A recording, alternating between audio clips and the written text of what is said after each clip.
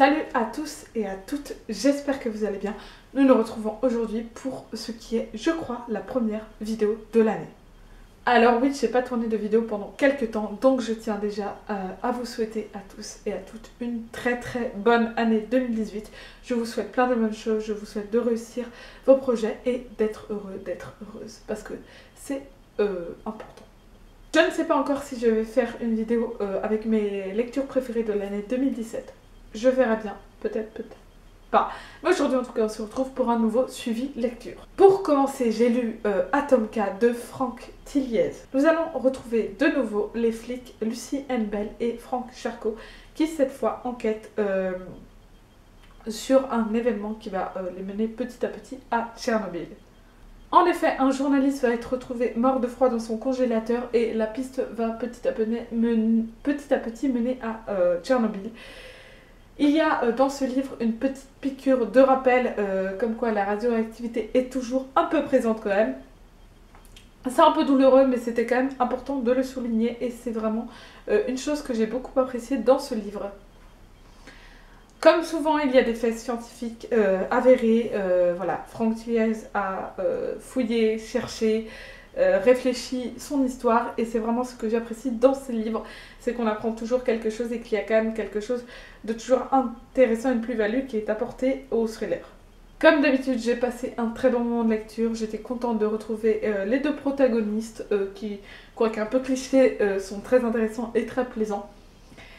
Et c'est quand même pas une lecture, je pense, qui va me marquer parce que là je l'ai lu il y a quelques semaines et vous voyez, j'ai du mal à vous en parler malgré tout.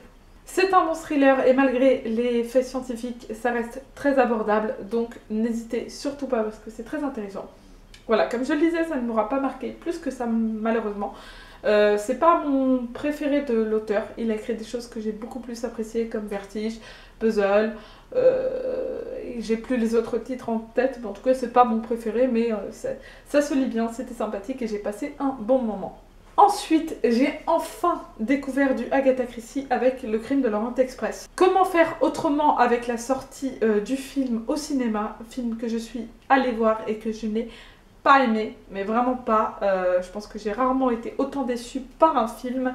J'en ferai peut-être une chronique film / livre en vidéo. Je vais essayer de faire ça. Mais voilà, il y a beaucoup de choses qui m'ont déçue. Mais là, on n'est pas là pour parler du film, je vais vous parler du bouquin qui, à mon sens, est beaucoup plus sympa. Nous allons retrouver ou rencontrer, dans mon cas, Hercule Poirot qui prend le train pour rentrer après une enquête. Et malheureusement, ce voyage ne sera pas de tout repos puisque le corps d'un homme va être retrouvé poignardé. C'est une affaire un peu étrange à laquelle Hercule Poirot fait face puisque des éléments laissent penser qu'il y a des meurtrières différentes. Et du coup voilà, il va essayer de démêler tout ça parce que le train se retrouve bloqué par la neige et du coup toutes les personnes qui sont présentes sont suspectes puisque le meurtrier, la meurtrière n'a pas pu s'enfuir. Pour pouvoir vérifier les dires des personnes qui l'interrogent, Hercule Poirot va essayer de comprendre ce qui s'est passé. C'est un roman policier très intéressant, un peu en huis clos, puisque nous nous retrouvons enfermés dans ce train avec quelqu'un qui a tué, quoi, et quelqu'un qui a tué pour des raisons qu'on ne connaît pas encore. Et c'est vraiment très intéressant, c'est pas trop oppressant non plus, mais voilà, il y a quand même une petite atmosphère un peu huis clos, assez plaisante, je trouve. C'était très intéressant de voir la façon dont Hercule Poirot menait son enquête et la manière dont il arrivait à ses conclusions. J'ai vraiment beaucoup apprécié. Voilà, c'est une histoire qui nous fait un peu cogiter et réfléchir et j'ai passé un très bon moment. Encore une fois, le film est vraiment bof. Donc si vous avez vu le film mais pas lu le livre, eh bien, je vous recommande de vous pencher vers ce dernier parce qu'il a vraiment du mérite. J'ai également lu Dans les forêts de Sibérie de Sylvain Tesson.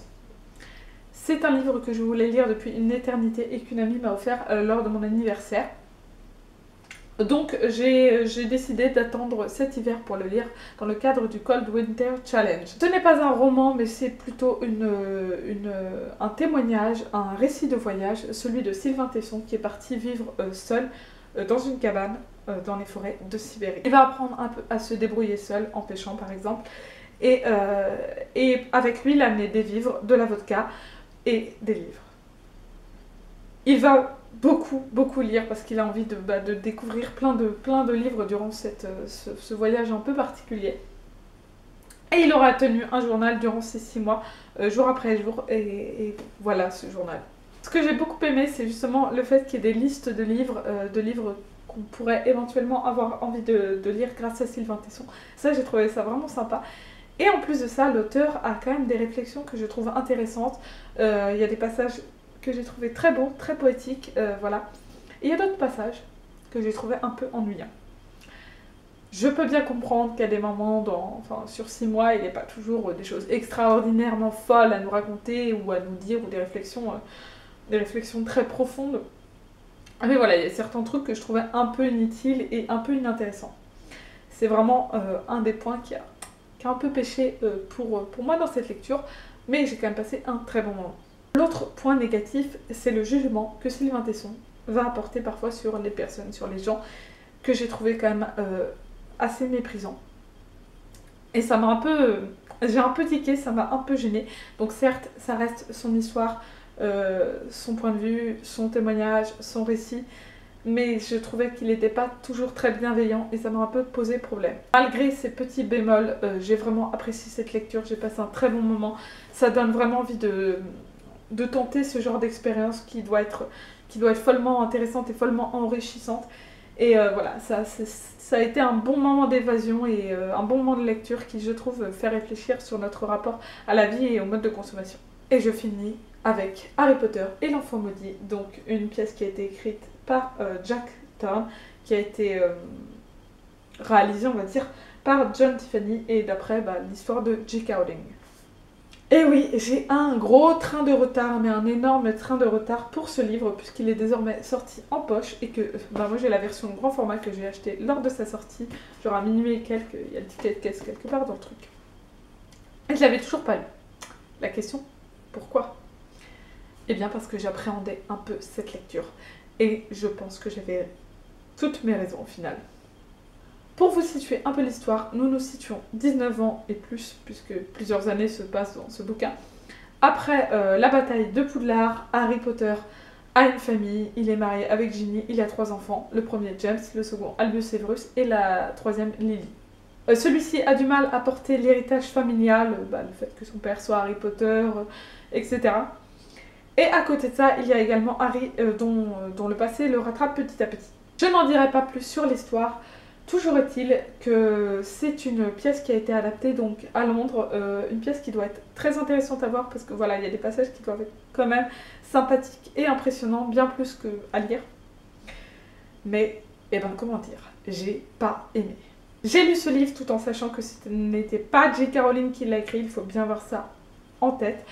Que c'était une pièce de théâtre, donc que le style serait forcément complètement différent puisque il y a beaucoup de dialogues et le peu de description qu'il y a, c'est plutôt pour décrire des actions que des choses qui n'ont pas trop intérêt à être décrites dans une pièce de théâtre.